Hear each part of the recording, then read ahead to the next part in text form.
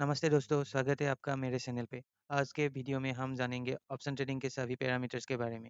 Option trading एक बहुत ही महत्वपूर्ण और रोमांचक विषय है, लेकिन अगर इसके पैरामीटर्स की सही से समझा जाए तो आप इसमें सफल हो सकते हैं। तो चलिए बिना देरी करते हुए शुरू करते हैं। पिछले वीडियो में हमने सीखा strike price, premium, expiry date, implied volatility और ग्रीक के बारे में। आज हम जानेंगे इन सभी पैरामीटर्स को कैसे यूज़ किया जाता है और इन पैरामीटर्स के अलावा बाकी सारे जितना पैरामीटर्स है उसको कैसे रीड किया जाता है। सभी पैरामीटर्स को जानने से पहले हम जानेंगे ओपन इंटरेस्ट क्या है। ओपन इंटरेस्ट कॉल साइड या पुट साइड में होता है। ये एक्चुअली होता है कितने लोगों ने वो कॉन्ट्रैक्ट खरीदा है। जितना ज़्यादा लोगों ने कॉन्ट्रैक्ट खरीदा होगा, ओपन इंटरेस्ट भी उतना ही ज़्यादा होगा।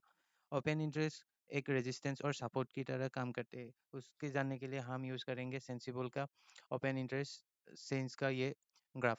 इसमें हम देख रहे हैं अभी निफ्टी 50 ट्रेड कर रहा है 24,000 के आसपास। तो 24,000 की स्ट्राइक प्राइस में इस तरफ है कॉल का हुआ है और उस तरफ है ग्रीन वाला है पुट का हुआ है और ये लाल वाला है कॉल का हुआ है। तो आप देख सकते हैं 24,000 स्ट्राइक प्राइस में कॉल का हुआ है पुट का ओआई से ज़्यादा है, यानी कॉल ज़्यादा लोग बेच रहा है। इसका मतलब जो लोग कॉल बेच रहा है वो लोग को लगता है कि मार्केट नीचे रहेगा, मार्केट नीचे जाएगा, इसीलिए वो उन लोगों ने कॉल को बेचा है। इसके लिए उसका स्ट्राइक ओपन इंटरेस्ट ज़्यादा है और पुट का ओपन इंटरेस्ट कम है। तो ये 24,000 वाला स्ट्राइक प्राइस निफ्टी के लिए एक रेजिस्टेंस की तरह काम करेगा। फिर आप देख सकते हो 23,700 में पुट का ओआई ज़्यादा है कॉल का ओआई से। मतलब बहुतों को लगा है 23,700 के नीचे मार्केट नहीं आएगा, उसके ऊपर ही रहेगा। तो बहुत लोगों ने कॉल का पुट का ओआई बेच दिया है, तो उसके लिए पुट का ओआई इधर ज़्यादा है। तो इसका मतलब है मार्केट 23,700 पे एक सपोर्ट है और 24,000 पे एक रेजिस्टेंस है। तो मार्केट 23,700 और 24,000 के बीच में रहेगा। ये हो गया आपका ओपन इंटरेस्ट को देखने का एक तरीका। अब हम समझेंगे चेंज इन ओपन इंटरेस्ट क्या होता है। ये होता है रियल टाइम में अगर ओआई जो ओपन इंटरेस्ट है वो कितना चेंज हो रहा है, कॉल कॉल साइड में कितना चेंज हो रहा है या पुट साइड में कितना चेंज हो रहा है। ओआई दो तरह का होता है, एक होता है आपका लॉन्ग ओआई और एक होता है शॉर्ट ओआई। लॉन्ग ओआई वो होता है जो पुट ऑप्शन जो खरीदता है उसे कहते हैं लॉन्ग ओआई और जो बेचता है उसे कहते हैं शॉर्ट ओआई। अगर आप एक ट्रेडर हो तो आप ओआई को देखेंगे एक सेलर की नज़र से, क्योंकि ओआई रेजिस्टेंस और सपोर्ट एक सेलर की वजह से ही होता है।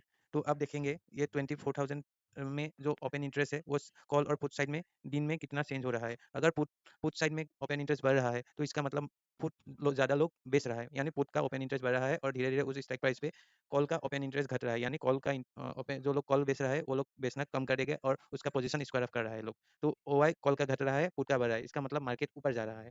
और ये जो पुट का ओआई उसने बेच दिया उस प्राइस पे 24,000 पे, ये हो गया आपका एक तरह से सपोर्ट, यानी 24,000 में एक आपका सपोर्ट बन गया। ये हो गया आपका open interest, change in open interest. इसे भी हम रियल जब ट्रेड लेते हैं तब इसे भी हम नज़र में रखते हैं कि ओपन इंटरेस्ट कितना चेंज हो रहा है उस टाइम।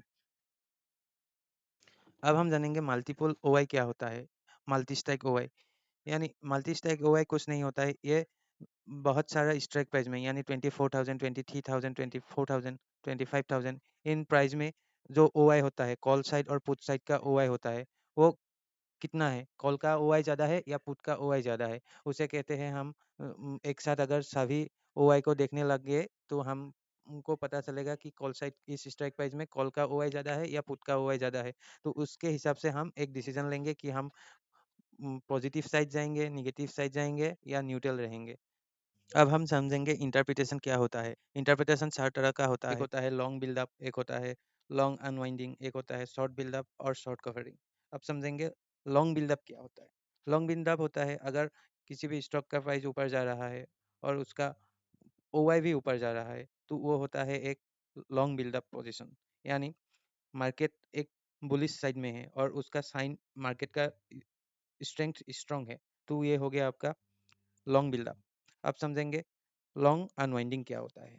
अगर मार्केट का प्राइस नीचे जा रहा है और ओआई का प्राइस भी नीचे जा रहा है तो ये होता है लॉन्ग अनवाइंडिंग, यानी मार्केट का साइन ये है मार्केट वीक है और प्राइस नीचे भी जा सकता है या ऊपर भी जा सकता है।